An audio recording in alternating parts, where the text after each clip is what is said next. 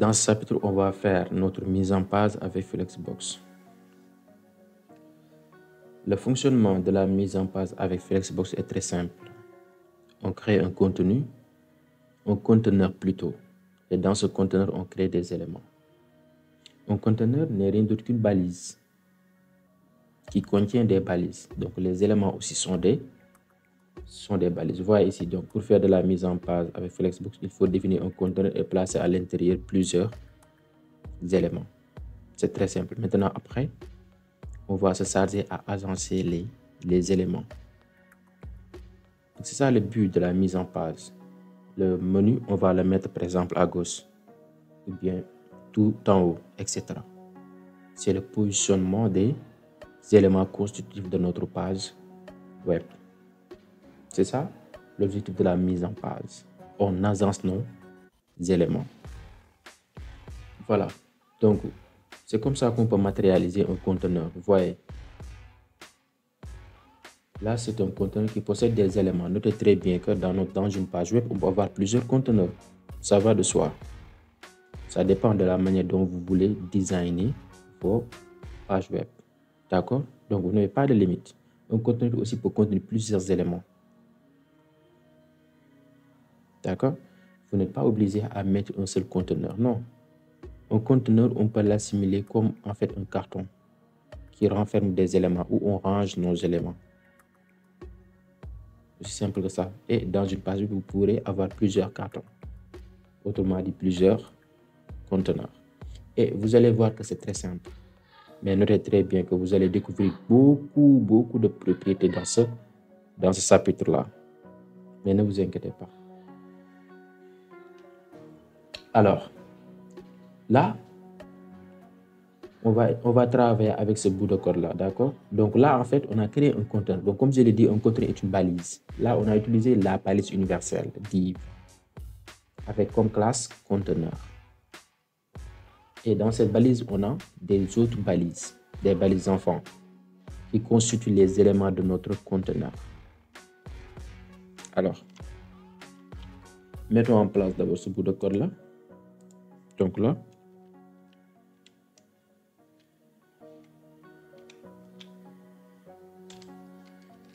div point class up.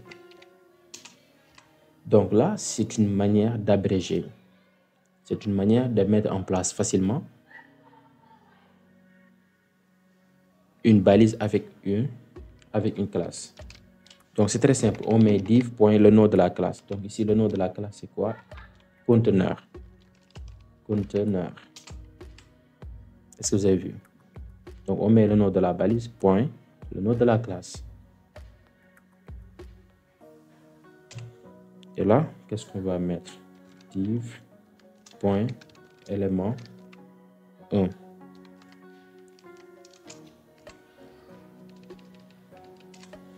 Div point élément 2.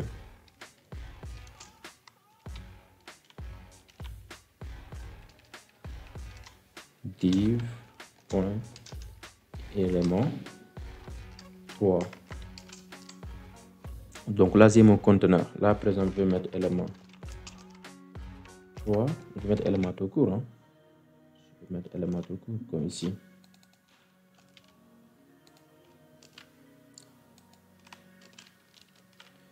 Voilà, donc là, c'est mon conteneur. S'il s'actualise, voilà.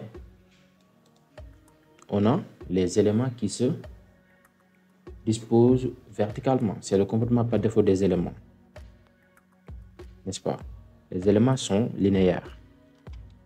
Mais ici, l'avantage de créer un conteneur est que, après, on aura à notre disposition plusieurs propriétés qui seront appliquées à notre conteneur, à notre flex. D'accord? Alors là, soit flex. Donc là, je vais mettre un petit design là pour différencier mes éléments. Vous avez vu? Alors là, par exemple, l'élément 1, point élément Je vais mettre comme design. D'abord, width. Je vais mettre ça à 25%. Background color. À la place de background color, on peut utiliser background tout court, d'accord? La super propriété. Background. Et là, je vais mettre une couleur. Par exemple, bleu violet. Après, je vais mettre une hauteur, 8. À combien? Hauteur en pixels. On exprime l'hauteur en pixels. Peut-être, je vais essayer de 30 pixels pour voir. Et là, je vais aligner le texte. Center. Je vais enregistrer pour voir l'effet. Ok. Donc là, j'aimerais agrandir un peu. Si je veux, je peux mettre un padding. Padding 25 pixels pour voir l'effet. Ah, c'est génial déjà. Ok. Je vais conserver celui-là. Ce style. Color. La couleur du texte, je vais mettre white. D'accord. Donc, je vais copier ça. Je vais appliquer presque le même style sur mes éléments. Là, je vais changer tout le background, d'accord? Là, je vais mettre yellow, par exemple, yellow green. Je vais faire pareil pour élément 3. Là, je vais mettre, par exemple, red, dark red, par exemple, j'enregistre.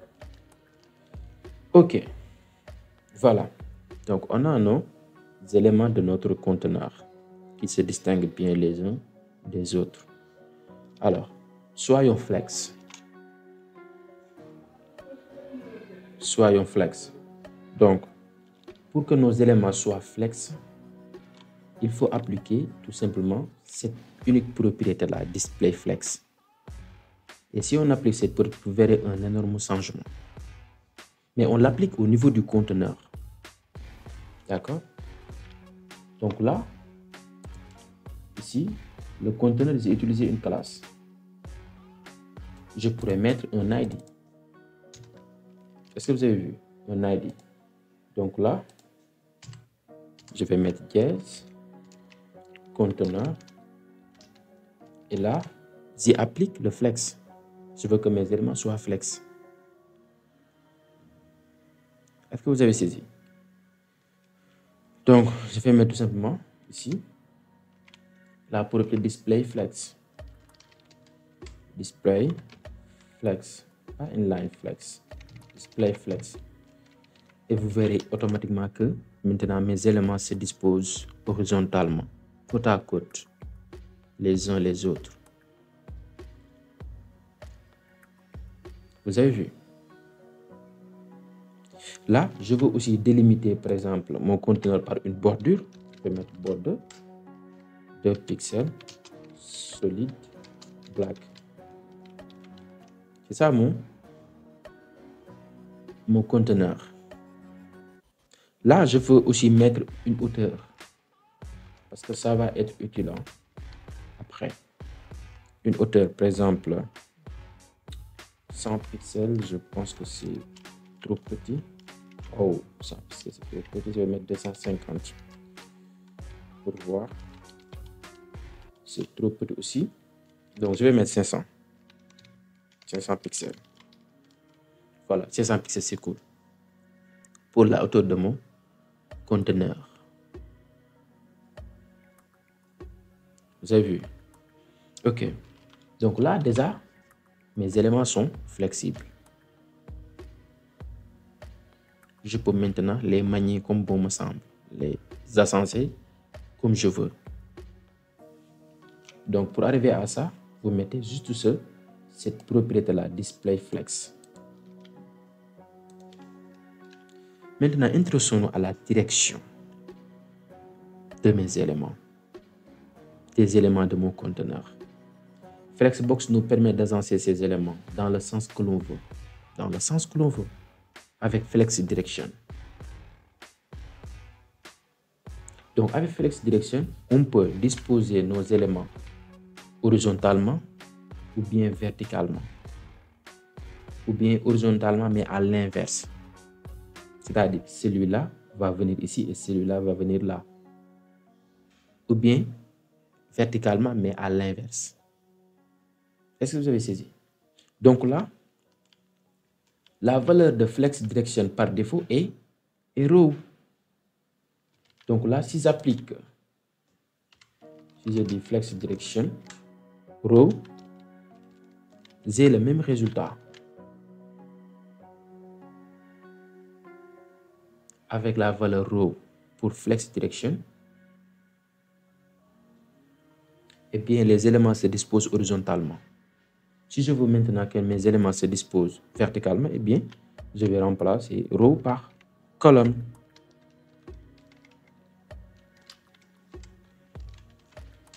Voyez l'effet. Mes éléments se disposent verticalement. Si je veux qu'ils se disposent verticalement, mais à l'inverse, c'est-à-dire le premier élément deviendra le dernier élément. Le dernier élément deviendra le premier élément, ainsi de suite. Est-ce que vous avez saisi?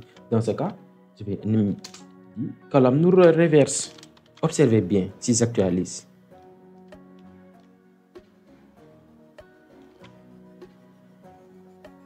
Flex Direction. Colonne nous reverse si j'enregistre. Voyez l'effet. Contrairement à colonne tout court. Contrairement à colonne tout court, voyez. Ici les dispositions. Si je mets colonne reverse, voyez. Maintenant le premier élément devient le dernier élément et le dernier élément devient le premier élément sans toucher au code HTML. Et l'espace qui était ici en bas se mettra en haut. Si j'utilise row, voyez la disposition des éléments. Maintenant, si je mets row reverse, l'inverse, si j'actualise, qu'est-ce que vous avez noté? L'espace restant, maintenant, s'est retrouvé à gauche. Et les éléments, non seulement, se sont mis à droite, mais aussi le premier élément deviendra le dernier élément et le dernier élément deviendra le premier élément. C'est ça le rôle, l'objectif de la propriété Flex Direction. Elle se charge de la direction. Soit on dispose nos éléments horizontalement ou bien verticalement. Et cette disposition-là, on l'appelle l'axe principal. Le fait de disposer nos éléments horizontalement ou bien verticalement, c'est ça ce qu'on appelle l'axe principal. On va découvrir que il y a aussi un autre axe dit axe secondaire. Si les éléments sont disposés horizontalement comme ici, leur axe principal est l'axe horizontal. Mais leur axe secondaire est l'axe vertical. Si par contre, si mes éléments sont disposés verticalement, leur axe principal est l'axe vertical, mais leur axe secondaire est l'axe horizontal. Continuons. Donc, Flex Direction peut prendre 4 valeurs. Row, colonne, row, reverse, colonne, reverse. Continuons rapidement. Voilà ce que j'ai fait. Maintenant, le retour à la ligne avec FlexWrap. On va voir comment effectuer un retour à la ligne avec FlexWrap. Parce que si on a assez d'éléments dans un conteneur, les éléments se forceront à s'occuper toute la ligne, à se mettre sur une seule ligne, malheureusement. Donc là, ça peut entraîner des bugs au niveau du design. Si l'élément n'a plus d'espace au niveau de la ligne, eh bien, qu'il se mette à la ligne suivante. Et pour ça, il faut utiliser FlexWrap. FlexWrap prend comme valeur NoWrap. C'est pas de retour à la ligne, c'est le comportement par défaut. Wrap, les éléments vont à la ligne lorsqu'il n'y a plus de place. Ou bien wrap reverse.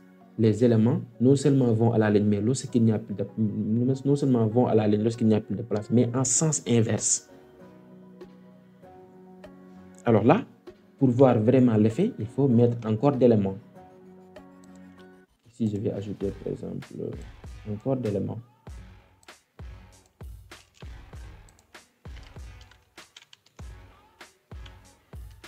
Voilà, si j'actualise, est-ce que là, exactement mes éléments ont pris leur largeur qui leur a été attribuée? Non. Ils ont vu leur largeur se rétrécir parce qu'ils se forcent à se mettre sur la même ligne. Ça peut entraîner un bug. Ce n'est pas ce qu'on veut. Eh bien, il faut forcer à aller à la ligne par la propriété CSS Flex Wrap. Comme ça. Donc, Flex Wrap. Avec non wrap, c'est le comportement par défaut. C'est comme si on n'a rien fait. Maintenant, avec wrap, observez bien. Voyez. Il y a un saut de ligne, un retour à la ligne.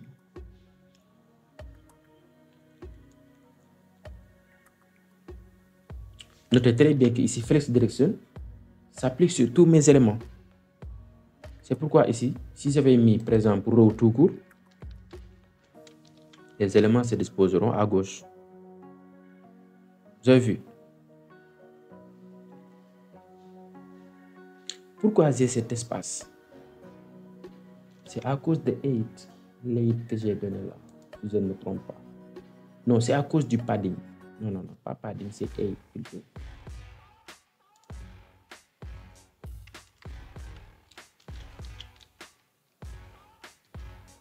Non, ce n'est pas 8, c'est le comportement par défaut.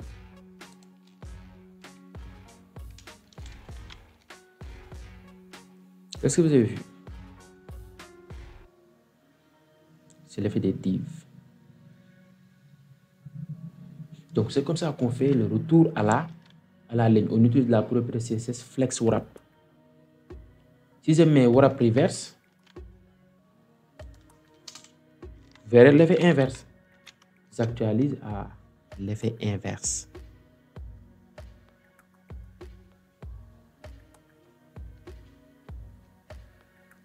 Vous avez vu? Si ici, Flex Direction, j'ai choisi colonne, la disposition en colonne, vous voyez maintenant. Ici, on a suffisamment d'espace. C'est pourquoi vous ne voyez pas l'effet. Si j'ajoute un élément encore,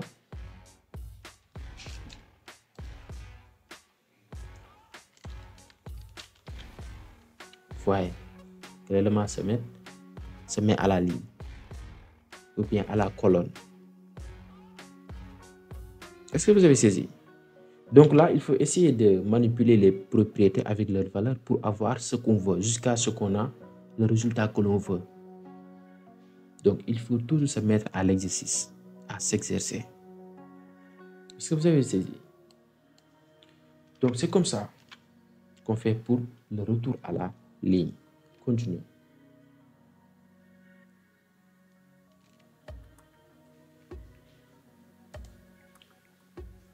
Ça, c'est un exemple. Maintenant, alignez-les. On va essayer d'aligner les éléments. Les éléments sont organisés soit horizontalement, soit verticalement. Cela définit ce qu'on appelle l'axe principal. Je l'avais dit, non? Il y a aussi un axe secondaire. Si vos éléments sont organisés horizontalement, l'axe secondaire est l'axe vertical. Je l'avais dit. Si vos éléments sont organisés verticalement, alors l'axe secondaire est l'axe horizontal. Maintenant, on va essayer d'aligner les éléments selon l'axe principal et aussi selon l'axe secondaire. Donc, comme je l'ai dit, vous allez découvrir pas mal de propriétés. Mais allons-y pas à pas, doucement. Pour aligner les éléments sur l'axe principal, on utilise la propriété CSS Justify Content qui peut prendre ses valeurs FlexStat au début, flex start à gauche au début, flex end à droite, flex end c'est-à-dire à la fin, center au milieu, space between, il y a des espaces entre les éléments, space around, non seulement il y a des espaces entre les éléments, mais aussi au niveau de leur flanc, au niveau des extrémités, c'est-à-dire au début et à la fin. Donc voilà la fameuse propriété justify content. Donc on va essayer de l'appliquer, c'est très simple. Hein? Vous voyez, flex start, début, flex end, fin, center, au centre, etc. Donc là, on va enlever ces éléments-là. Voilà. Wrap, flex, wrap, je vais l'enlever, ça n'a plus de sens. Là, je vais mettre row, ou bien j'enlève ça pour le moment. Donc je vais mettre row. C'est le comportement par défaut, n'est-ce pas? Voilà, si j'enregistre, j'actualise, voilà ce que j'ai. Maintenant, ici, mes éléments sont disposés horizontalement sur la ligne. Donc, c'est l'axe principal et l'axe horizontal. Si j'applique Justify Content, j'essaie d'aligner les éléments sur l'axe horizontal. Donc là, soit les éléments sont mis au début, ou bien à la fin, ou bien au milieu. Est-ce que vous avez saisi? Question de voir ça. Donc là, mettre Justify Content. Et là, comme valeur, Flex Start. C'est le comportement par défaut. Flex Start, il n'y a pas d'effet. Si je mets Flex End, voyez, les éléments se mettront à droite. Vous avez vu. Donc ici, avec Justify Content, on aligne nos éléments selon l'axe principal. Vu que Flex Direction est row, l'axe principal est l'horizontal. Dans ce cas, les éléments seront alignés selon l'axe horizontal. Donc les éléments ne peuvent être disposés qu'à gauche, ou bien à droite, ou bien au milieu. Est-ce que vous avez saisi? Si on veut, on peut insérer des espaces entre les éléments avec space between ou bien space around. Là, si je change pour voir l'effet de space between, non, je vais mettre d'abord centre au centre. Là, j'ai aligné mes éléments au centre, au milieu de l'axe principal.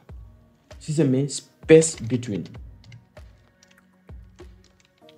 quel effet observez-vous?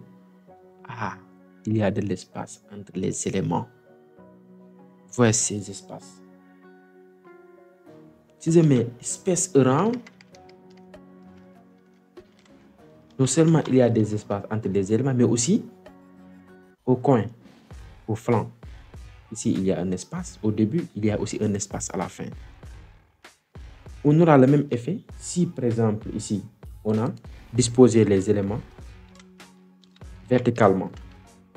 Voyez, avec space row, il y a un espace ici, là, entre les éléments. Donc là, l'axe principal est l'axe vertical.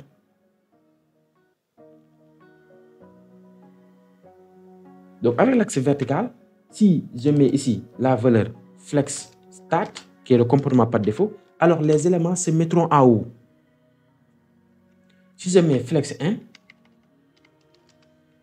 les éléments se mettront en bas du conteneur.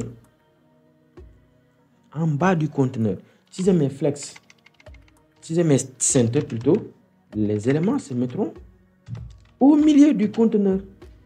Est-ce que vous avez vu? C'est très intéressant. Et c'est comme un jeu d'enfant. On joue avec les propriétés CSS ainsi qu'avec leurs valeurs jusqu'à ce qu'on obtienne un joli design. Donc, comme je l'ai dit, il faut vous mettre à l'exercice. Pas de secret.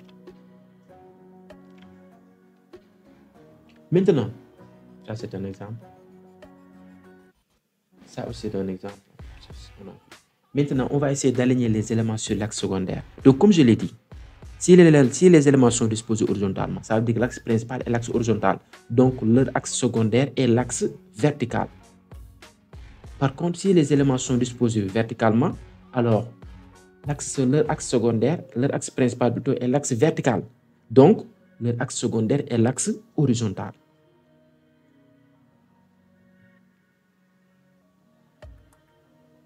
Pour aligner les éléments sur l'axe secondaire, on utilise la propriété CSS align items, qui peut prendre comme valeur stretch. Les éléments sont étirés sur tout l'axe, c'est ça, c'est la valeur par défaut.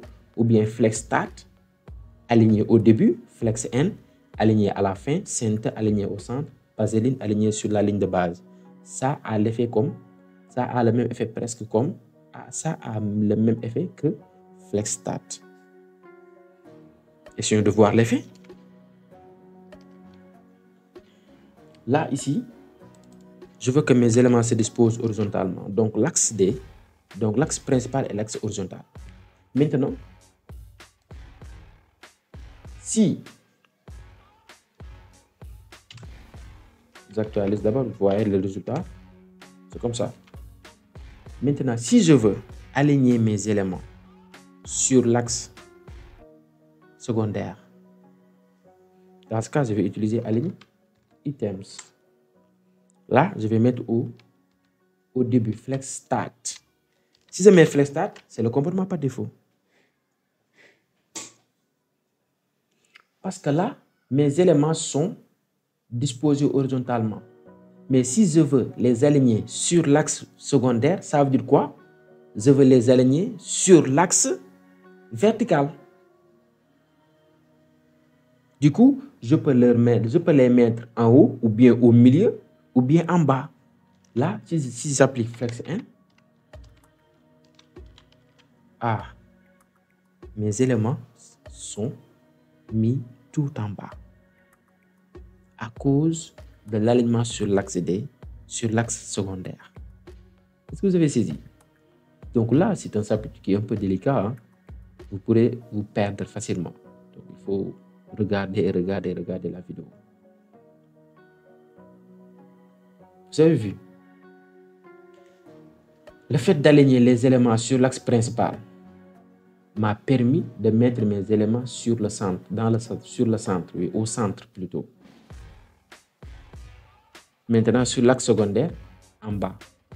Je peux aussi le mettre au centre, sur l'axe secondaire qui est l'axe vertical. Au centre aussi. Vous avez vu? Donc là, pour aligner sur l'axe principal, on utilise justify content. Pour aligner sur l'axe secondaire, on utilise align items. Et si on découvre d'autres choses, ça c'est l'exemple.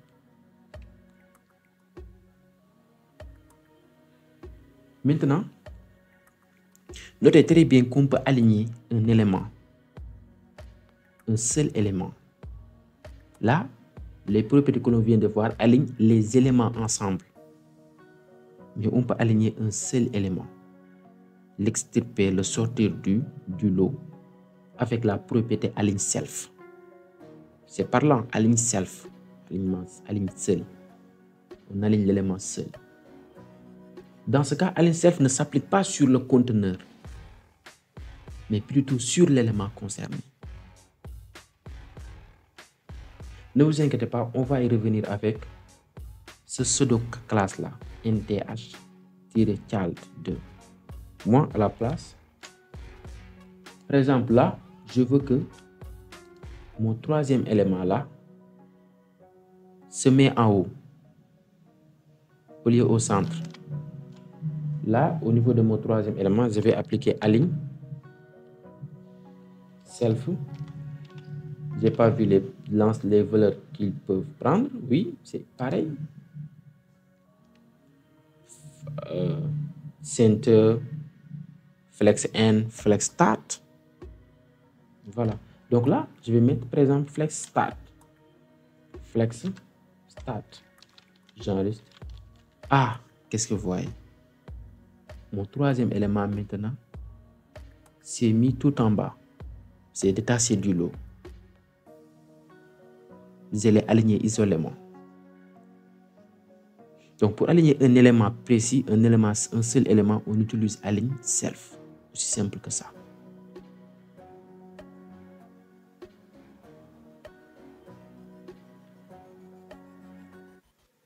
Là, je peux le mettre bas, comme ça.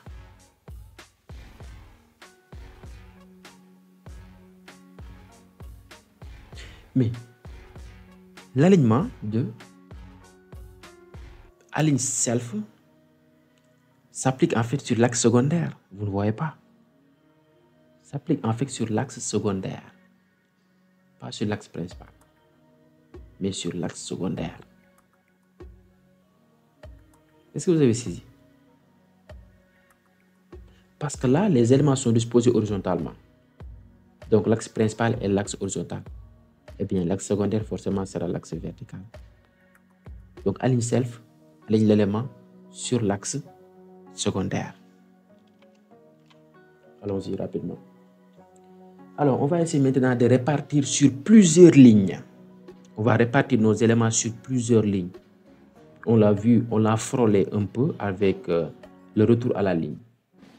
Donc ici, vous avez plusieurs lignes dans votre Flexbox. Vous pouvez choisir comment celles-ci seront réparties. Comment mes lignes seront réparties avec Align Content. Avec la propriété CSS Align Content. Donc là, pour ça, pour voir l'effet, il nous faut assez d'éléments. Assez d'éléments. Donc là, je vais faire encore copier-coller.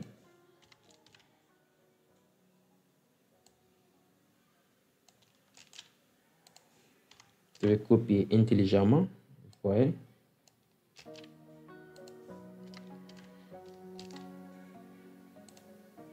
Là, je vais enlever ces trucs-là.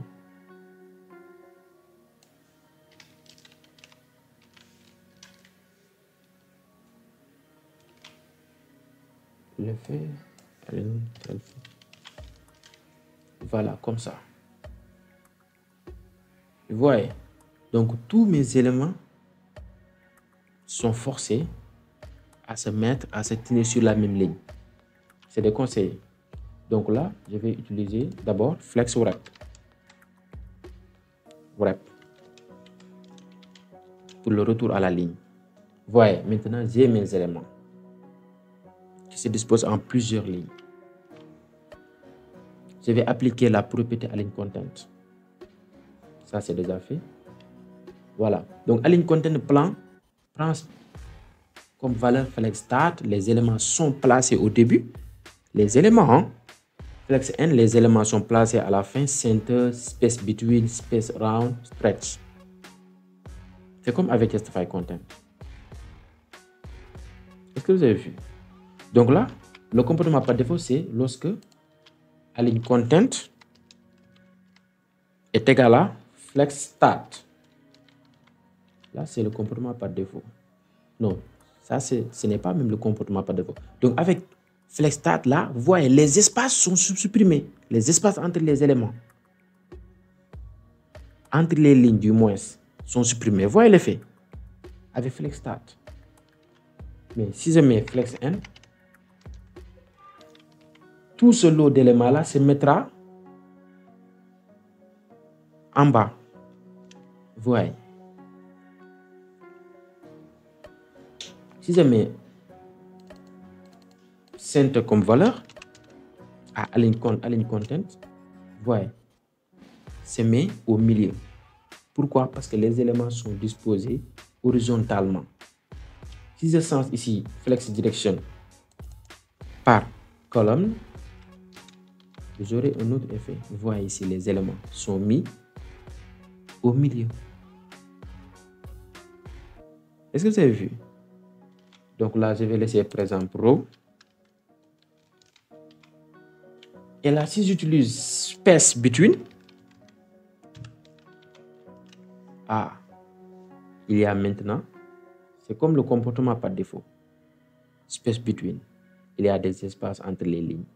Si j'utilise space around, voyez ici, il y a des espaces, il y a de l'espace aux extrémités. Comme ça. Si mes éléments sont disposés verticalement, avec Flex avec space around comme valeur de align content. Voyez ce que vous voulez, ce que vous avez. Vous avez vu l'effet. Donc, comme je l'ai dit, vous ne cesserez de manipuler avec les propriétés CSS, ainsi qu'avec leur valeur, jusqu'à ce que vous obteniez le design qui vous convient. C'est comme ça qu'on fait pour être un bon designer.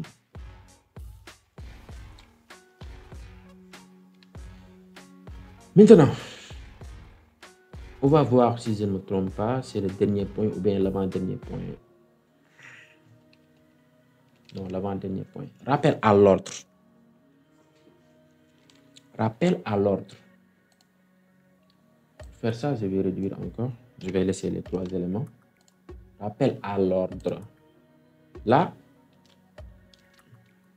donc, je vais mettre la disposition horizontale. Center, c'est bon. L'axe vertical. L'axe secondaire. Align content, je vais enlever ça. Align content. Voilà comme ça. Maintenant, l'ordre des éléments permet tout simplement de déterminer, comme son nom l'indique, l'ordre des éléments. Par exemple, ici, si je veux que mon premier élément se met à la 3e position, je vais mettre ordre égale 3. Dans ce cas, cet élément-là va se retrouver ici. Si je veux que le deuxième élément se met à la première position, eh bien, je vais mettre ordre égale 1. Dans ce cas, le deuxième élément va se mettre ici. Ainsi de suite. C'est comme ça l'utilité de ordre. Dans ce cas, mais ordre s'applique sur les éléments. Par exemple, le premier élément, je veux que le premier élément occupe la 3e position. Je vais mettre ordre 3. Je veux que mon deuxième élément occupe la première position. Je vais mettre ordre 1. Je veux que mon dernier élément occupe la 2e position. Je vais mettre ordre 2. J'enregistre. Vous voyez déjà la disposition des éléments. On a violet, vert, rouge. Si j'actualise, on aura quoi? On aura vert, rouge, violet. Vert, rouge, violet. Et changer l'ordre des éléments. Sans toucher au code. Sans toucher au code HTML. Sans toucher au code HTML. Donc voilà, ça c'est un exemple. Ouais. Donc là, j'ai utilisé une classe et non une pseudo-classe. On va y revenir avec les pseudo-classes là. Je vais terminer ce chapitre avec les pseudo-classes. D'accord? Maintenant, on peut faire grossir ou maigrir les éléments. Par exemple, là, je vais enlever les ordres là, sinon je peux me perdre.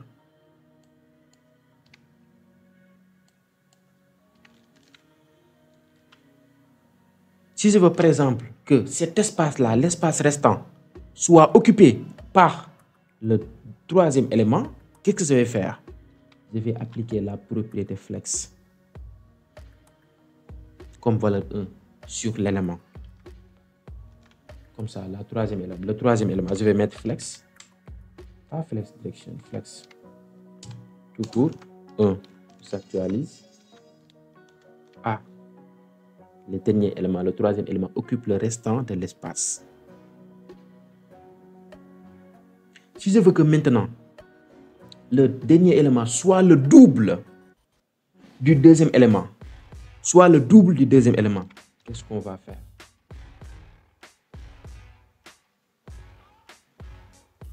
On va donner 2 comme valeur à la propriété flex au niveau du dernier élément et 1 comme valeur à la propriété flex au niveau du 2e élément. Vous voyez ici, 2 est le double de 1, non? 2 égale 1 fois 2. Vous voyez ici, donc là, je veux que le 3e élément soit le double du 2e élément. Je vais mettre flex 1 ici.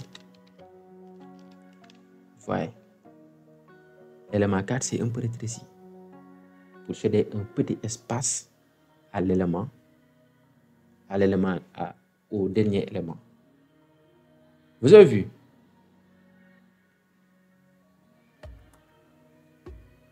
Est-ce que vous avez saisi? Maintenant, je veux que l'élément qui est au milieu là, le deuxième élément, soit le double de l'élément 1 ainsi que de l'élément 2, de l'élément 3. Qu'est-ce que je vais faire? Donc, je vais mettre flex égale 2 au niveau du deuxième élément et flex égale 1 au niveau du troisième élément et aussi flex égale 1 au niveau du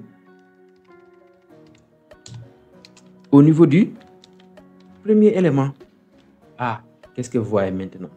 L'élément au milieu est le double des autres éléments.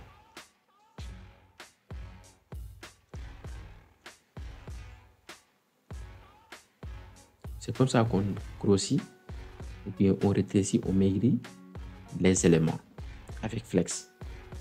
C'est très simple.